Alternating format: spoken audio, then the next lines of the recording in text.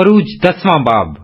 اور خداوند نے موسیٰ سے کہا کہ فرعون کے پاس جا، کیونکہ میں ہی نے اس کے دل اور اس کے نوکروں کے دل کو سخت کر دیا ہے، تاکہ میں اپنے یہ نشان ان کے بیچ دکھاؤں، اور تو اپنے بیٹے اور اپنے پوتے کو میرے نشان اور وہ کام جو میں نے مصر میں ان کے درمیان کیے سنائے، اور تم جان لو کہ خداوند میں ہی ہوں۔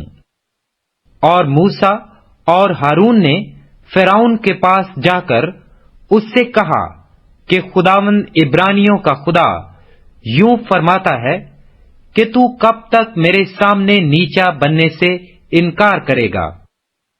میرے لوگوں کو جانے دے کہ وہ میری عبادت کریں، ورنہ اگر تو میرے لوگوں کو جانے نہ دے گا تو دیکھ، کل میں تیرے ملک میں ٹڈیاں لے آؤں گا، اور وہ زمین کی سطح کو ایسے ڈھانک لیں گی کہ کوئی زمین کو دیکھ بھی نہ سکے گا، اور تمہارا جو کچھ اولوں سے بچ رہا ہے وہ اسے کھا جائیں گی، اور تمہارے جتنے درخت میدان میں لگے ہیں ان کو بھی چٹ کر جائیں گی، اور وہ تیرے اور تیرے نوکروں بلکہ سب مصریوں کے گھروں میں بھر جائیں گی، اور ایسا تیرے آباء و اجداد نے جب سے وہ پیدا ہوئے اس وقت سے آج تک نہیں دیکھا ہوگا۔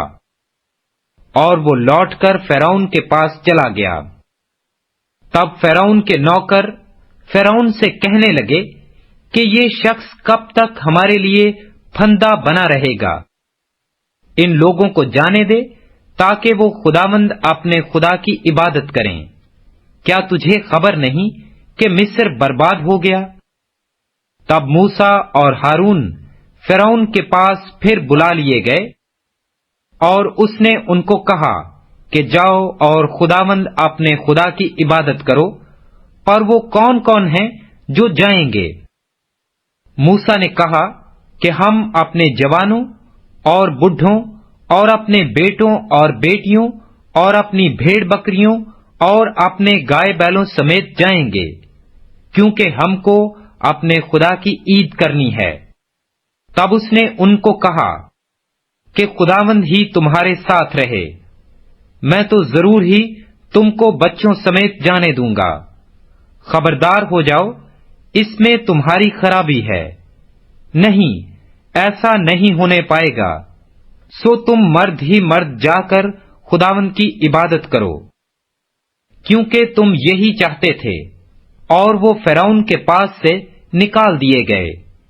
تب خداوند نے موسیٰ سے کہا کہ ملک مصر پر اپنا ہاتھ بڑھا، تاکہ ٹڈیاں ملک مصر پر آئیں، اور ہر قسم کی سبزی کو جو اس ملک میں اولوں سے بچ رہی ہے چٹ کر جائیں۔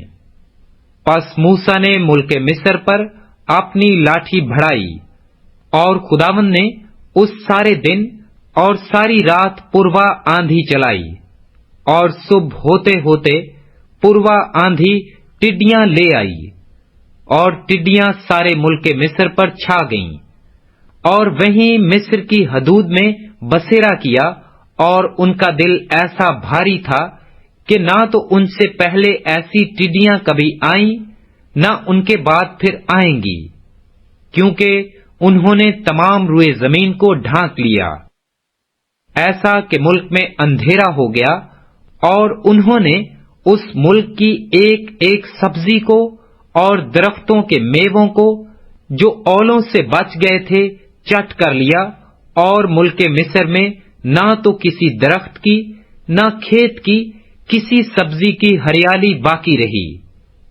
تب فرعون نے جلد موسیٰ اور ہارون کو بلوا کر کہا کہ میں خداوند تمہارے خدا کا اور تمہارا گنہگار ہوں، سو فقط اس بار میرا گناہ بخشو، اور خداوند اپنے خدا سے شفاعت کرو کہ وہ صرف اس موت کو مجھ سے دور کر دے۔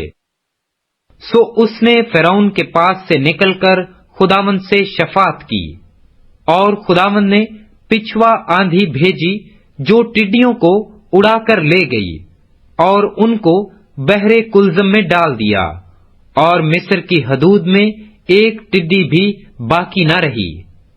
پر خداوند نے فرعون کے دل کو سخت کر دیا اور اس نے بنی اسرائیل کو جانے نہ دیا۔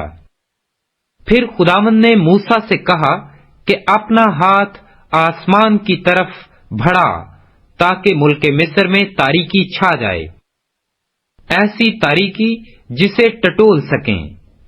اور موسیٰ نے اپنا ہاتھ آسمان کی طرف بڑھایا اور 3 دن تک سارے ملک مصر میں گہری تاریکی رہی۔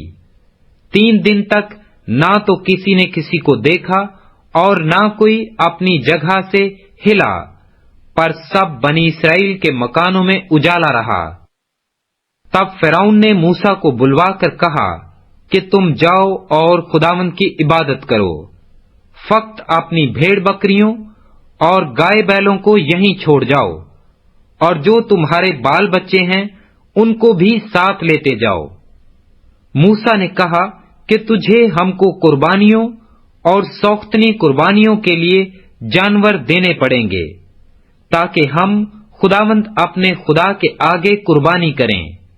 سو ہمارے چوپائے بھی ہمارے ساتھ جائیں گے، اور ان کا ایک کھر تک بھی پیچھے نہیں چھوڑا جائے گا، کیونکہ انہی میں سے ہم کو خداوند اپنے خدا کی عبادت کا سامان لینا پڑے گا، اور جب تک ہم وہاں پہنچ نہ جائیں ہم نہیں جانتے کہ کیا کیا لے کر ہم کو خداوند کی عبادت کرنی ہوگی۔ کیونکہ خداوند نے فرعون کے دل کو سخت کر دیا اور اس نے ان کو جانے ہی نہ دیا۔ اور فرعون نے اسے کہا، میرے سامنے سے چلا جا اور ہوشیار رہ، پھر میرا منہ دیکھنے کو مت آنا، کیونکہ جس دن تو نے میرا منہ دیکھا تو مارا جائے گا۔ تب موسیٰ نے کہا کہ تو نے ٹھیک کہا ہے، میں پھر تیرا منہ کبھی نہیں دیکھوں گا۔